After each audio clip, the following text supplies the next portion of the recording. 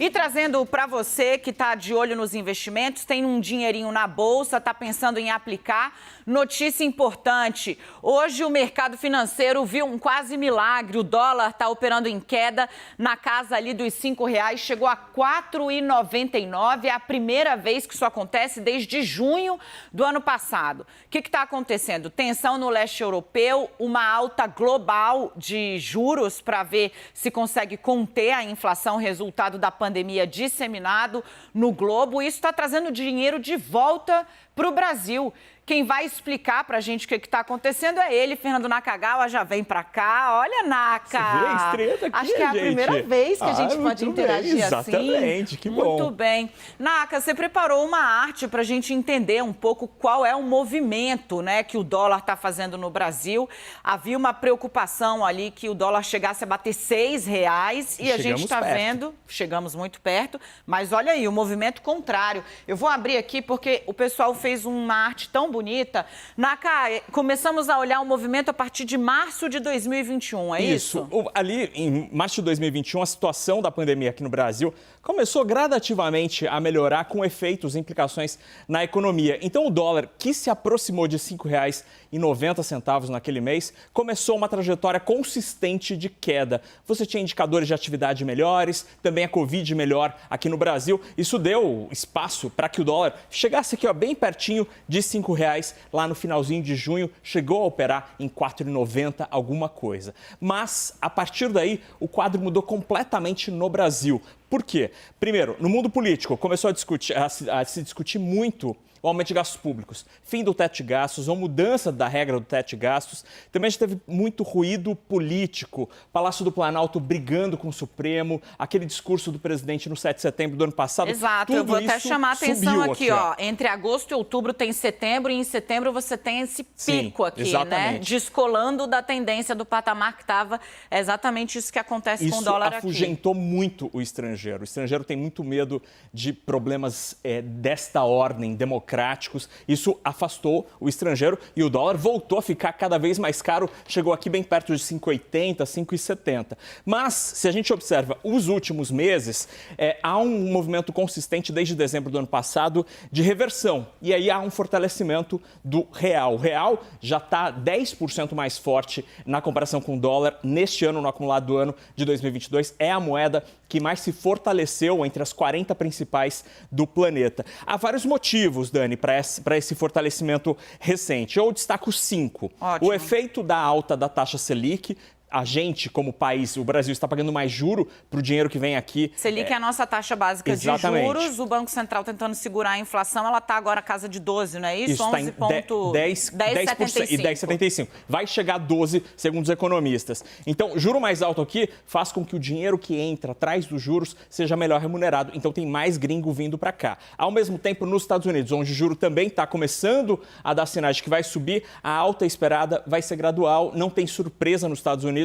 Isso tira um problema da nossa frente. Aí tem um terceiro item, que é mais recente, a situação na Ucrânia acabou acelerando isso, que é a alta das commodities. O petróleo está bem pertinho de $100 o barril. Outras commodities que o Brasil exporta, minério de ferro, soja, também estão subindo. Isso ajuda os nossos exportadores. Aí o quarto item é um menor ruído político relacionado à economia. Você tem menos aquelas ideias meio estapafúrdias, do tipo, vamos gastar dinheiro para fazer uns projetos políticos, né, que no ano passado a gente ouviu muito, por exemplo, o rompimento do teto de gastos. Mesmo a discussão sobre os combustíveis está um pouco menos irresponsável lá em Brasília. Isso ajuda porque reduz a incerteza. E, por fim, o cenário eleitoral traz cada vez menos pânico a possibilidade de mudança de governo para o investidor, principalmente o estrangeiro. Juntando tudo isso, a gente tem dólar a 4,99. Tivemos 11 horas e 15 minutos. Foi o momento esse momento mágico da moeda hoje. Momento mágico. Quase que a gente fez um print, colocou no Instagram, né, celebrando. Brincadeira, ninguém nem está podendo viajar tanto porque o dólar pode estar caindo, mas a vida não está fácil para ninguém, em especial aqui no Brasil. Naka, eu falei que fui a estudar, a falar, a apurar, né, para poder bater esse papo aqui com você. Eu falei com o Rafael Furlanete, da XP. ele faz uma análise bem parecida com a sua no que diz respeito à motivação para essa queda. O Nakagawa explicou para a gente exatamente aqui o que aconteceu. Ele centra a avaliação em 3 pilares que você já viu aqui. Primeiro, né, essa alta de juros global que está fazendo com que os investidores revisem suas carteiras, como o Naka colocou, a taxa aqui no Brasil da Selic está atrativa, então as pessoas estão voltando.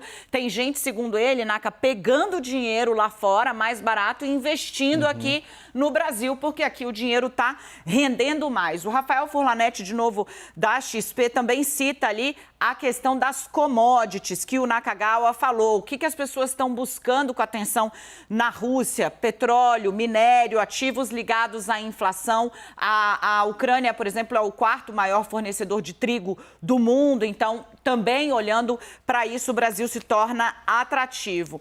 E, por final, ali, ele entende que tem, além de tudo, essa reacomodação natural das carteiras com esse cenário de menos solavanco na política no Brasil. E aí eu perguntei para ele a pergunta que vou jogar para você aqui agora, né? Se a gente pode pensar nesse cenário de dólar mais baixo como um cenário duradouro, né? Naka, o dólar vai dormir na casa dos R$5.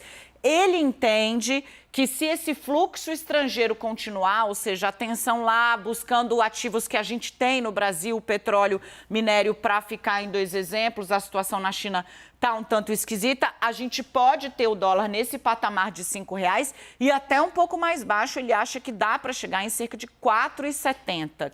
Se nada piorar, eu concordo com ele. A gente pode continuar com o dólar em queda. E aí eu separei 2 observações, avaliações sobre o Brasil de 2 bancos estrangeiros para mostrar como é difícil prever o dólar. Tem uma piada entre os economistas que Deus criou o dólar para fazer com que os economistas sejam um pouco mais humildes, porque é muito difícil, é praticamente impossível acertar essa previsão. Mas aí destaco aqui, Dani, o UBS, que é um grande banco da Suíça, ele recomenda aos clientes comprar e investir em moedas latino-americanas, porque elas estão baratas. O real brasileiro e o peso colombiano estão cerca de 15% abaixo do seu valor justo. Mas, apesar disso, aqui não vale um mas, eles preveem o dólar a R$ 4,60. Então, eles concordam com o nosso colega da XP, que acha que o real vai continuar. Mas o pessoal do Deutsche Bank acha diferente. Recomenda investir aqui no Brasil, recomendamos compras em reais, peso mexicano e colombiano, mas com perspectiva de parar diante da rápida subida, dessa queda forte aqui do dólar. Eles acham que esse movimento será curto. E eles, Deutsche Bank, não concordam com o UBS e acham que o dólar vai terminar aqui no Brasil no fim do ano a R$ 5,30. Ou seja, acima do patamar onde ele está hoje. Exatamente, então ele fica um pouco mais caro.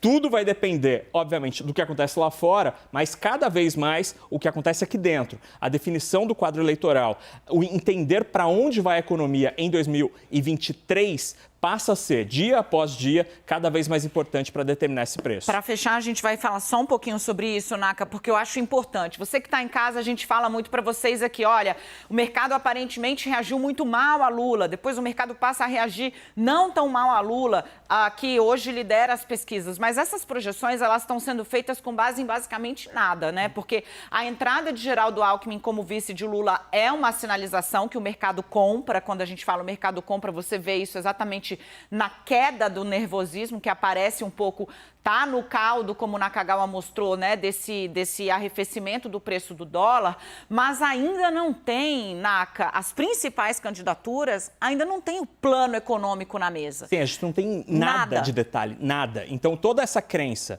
ou essa percepção do mundo da economia, da Faria Lima, ali onde a avenida em São Paulo, onde estão bancos, corretoras, de que talvez uma parte da Faria Lima hoje já acredita que um eventual governo Lula talvez não seja tão ruim do ponto de vista econômico, mas essa crença, ela é baseada com basicamente zero de algo concreto. A gente não tem nenhum tipo de detalhamento de como seria um eventual governo Lula na economia. Não sabemos de nada. Eu até ouvi uma expressão de que a carta ao povo brasileiro, que foi importante para a primeira eleição de Lula, hoje talvez seja Geraldo Alckmin. É uma carta que anda, mas efetivamente nem Alckmin a gente tem oficialmente na história. Exatamente. Exato. Então falta concretude nessa discussão. Para não dizer que a gente não traz o lado aqui do pessoal do PT, o Lula tem dito, né, que os governos dele, o que ele fez quando o presidente de 2003 a 2010... Isso, não existe nada, sinal mais enfático para o mercado do que isso, do que o que ele fez quando presidente. Então, lembrando ali, fez uma primeira reforma previdenciária do funcionalismo, né, que acaba ali com aquela questão da paridade. Antes você tinha, gente, toda vez que um servidor da ativa ganhava um aumento, o servidor já aposentado também ganhava um aumento. O Lula termina com isso assim que ganha a eleição, usa a força do mandato para poder fazer essa mudança. E ele, para usar uma expressão batida, já diz, né, os bancos nunca ganharam tanto dinheiro quanto quando eu fui presidente. É esse o argumento. Do lado do Bolsonaro, a gente tem também Paulo Guedes perdendo um pouco de força no embate com a política, e isso começou a colocar em dúvida se é Guedes mesmo o posto Ipiranga de 23. Como é que o mercado está vendo isso, Naka? O ministro Paulo Guedes é muito respeitado pela história no mercado financeiro, é um gestor com histórico muito positivo, de ótimas conquistas, mas agora, nesse momento, em fevereiro de 2022, como liderança da equipe econômica, Paulo Guedes tem menos poder, menos força, capital político, como você preferir, do que tinha há 2 anos. Então, hoje, o mercado financeiro encara a figura de Paulo Guedes enfraquecida, mas ainda defendendo algumas premissas da agenda liberal que foi defendida por ele desde o começo. Quando a gente ouve, por exemplo, uma iniciativa do governo para tentar reduzir o preço dos combustíveis na marra, o mercado financeiro não gosta e não entende. Então, acha uma certa desconexão entre o histórico, a promessa e os atos. Mas o fato é que a figura do ministro, para boa parte do mundo econômico, se enfraqueceu em termos de poder, já que o mundo político, Congresso Nacional, Palácio Planalto, tem mandado mais na pauta econômica do que talvez o próprio ministro Guedes.